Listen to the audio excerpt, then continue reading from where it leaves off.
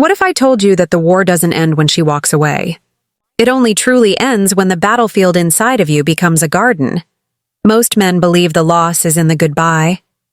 They measure the pain by the empty space in the bed, by the silence in the house. But those are just the aftershocks. The real tectonic shift of the soul happens the moment you realize your peace no longer depends on her presence or her absence. That is the moment you become the center of your own universe. A silent star, no longer pulled into anyone else's orbit. And in that stillness, a primordial power awakens. In this video, we aren't just going to analyze her behavior. We are going on a deeper journey together. A journey to decode the power hidden within your silence. Stay with me because this isn't just advice. This is an awakening. Level 1. The echo in the void. Her anger is a reflection. When you stand firm in your silence, the first thing she sends your way is not sadness. It is rage, cloaked in the guise of cold indifference. She will walk past you as if you are air. She will tell her friends, "I don't care what he does anymore. He was never that important anyway." And for a moment, you almost believe it. You begin to question yourself. Maybe she really doesn't care. Maybe everything I gave was meaningless. But stop. Look deeper. This is where we apply the law of the still center. Imagine you are standing before a deep canyon. You don't scream. You don't speak. You simply stand there silent. And she, from the other side, is screaming into it. She yells, "You're so cold! You've changed." But the canyon doesn't answer with its own words. It only echoes back exactly what she screamed into it. Her anger is not about you. It is the echo of the void she is feeling. Your silence has created an empty space and she cannot bear to face her own chaos within it. Psychologically, this is called projection. She is projecting her own loss of control, her panic, and her pain onto you. My father taught me this. When my mother passed away, our world fell apart. People came and cried, telling stories. But my father, he just sat there in silence. A relative, angered by his quiet, yelled, "Why don't you cry? Didn't you love her?" My father looked at him unshaken and said softly, "My grief does not require an audience." His silence was not emptiness. It was an ocean too deep to create loud waves on the surface. So when you are faced with her anger disguised as indifference, do not react. You don't need to defend yourself. You only need to realize that you are not the target. You are the mirror. And the image she sees in it is terrifying her. So ask yourself this question. Who is she truly fighting against? When the echoes of her anger receive no reply, she will try a different tactic. She will stop screaming. She will start to whisper. Level 2, ripples on the lake, decoding her tests. The next stage is far more subtle. It comes in the form of silent tests. A random text in the middle of the night. Just saw something that reminded me of you. A song posted on social media with cryptic lyrics. A question slipped through a mutual friend. How has he been doing? Each of these actions is like a small pebble dropped onto the still lake of your soul. Her goal is not to get the pebble back.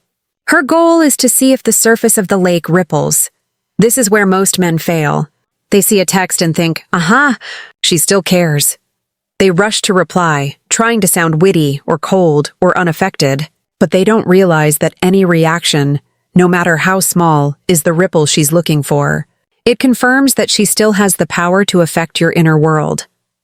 Think about this differently. You are not a player in her game. You are the lake.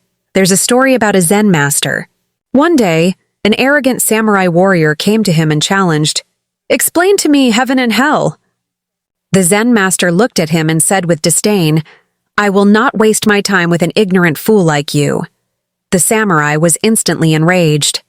He drew his sword and roared, "For that I will kill you." The Zen master calmly replied, "This is hell." The samurai froze. He understood immediately. He sheathed his sword, bowed, and thanked the master. The master smiled and said, "And this is heaven, you see? Heaven and hell are not places. They are internal states. Your reaction creates your reality. When you don't react to the pebbles she throws, you are not just refusing to play her game. You are showing her that your lake is too deep, and your peace cannot be disturbed by small things from the outside. Psychologically, this is a search for validation. She needs to know she still exists in your mind. Your absolute silence is more terrifying than rejection, because it implies you have truly moved on. So, the next time a pebble is tossed your way, do nothing. Just observe it. Watch it sink to the bottom of the lake, leaving no trace. Ask yourself this question. When you refuse to react, what are you protecting? Your ego or your peace? And when she realizes that the small ripples no longer work, she will do what all people who have lost control do.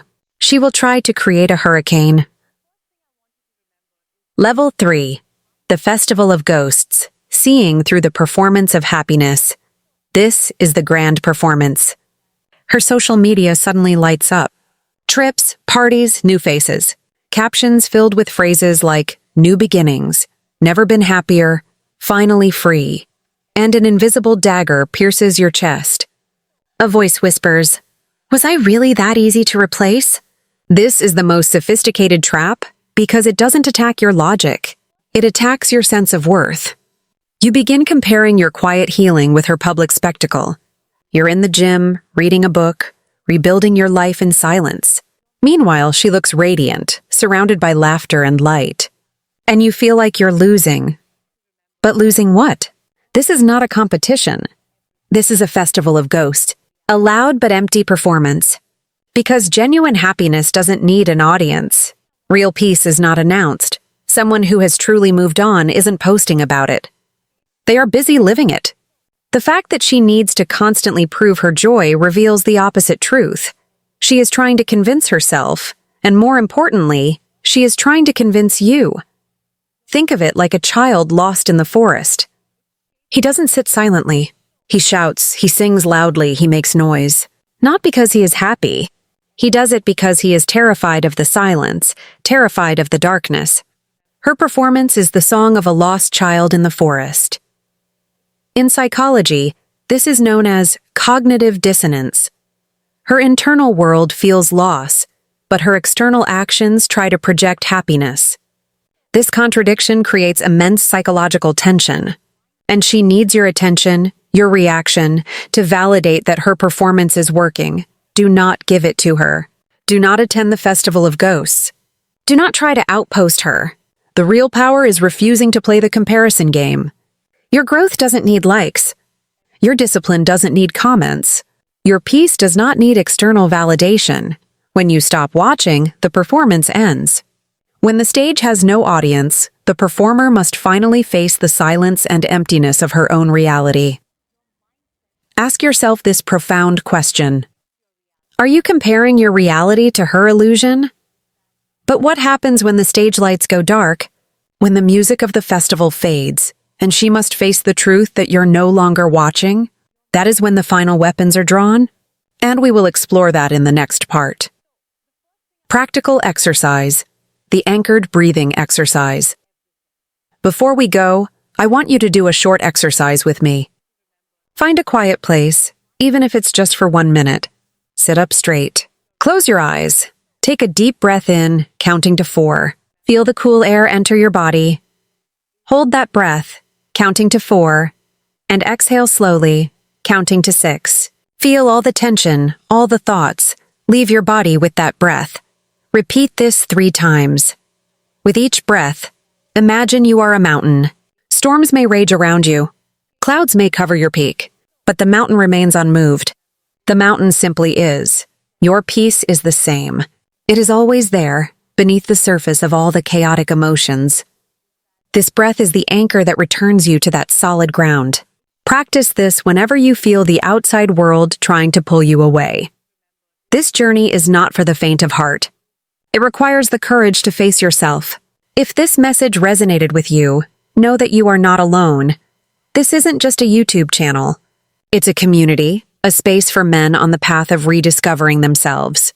Hit that subscribe button and join us. And in the comments below, write this affirmation. My center is peace. Don't write it for me. Write it for you. Make it a declaration of your own freedom. Remember, your story doesn't end here. It is only just beginning.